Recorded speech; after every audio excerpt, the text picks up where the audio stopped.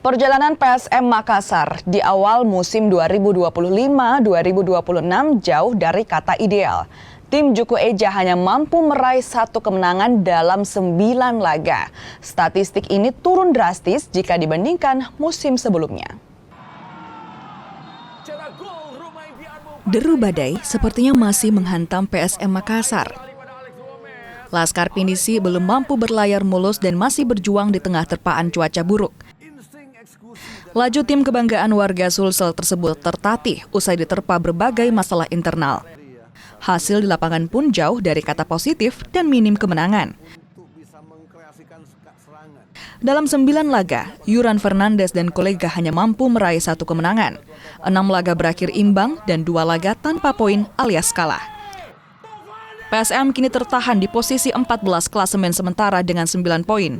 Statistik ini menurun jika dibandingkan musim sebelumnya. Di awal musim 2024-2025 lalu, PSM bahkan memimpin klasemen sementara. Tim Liputan.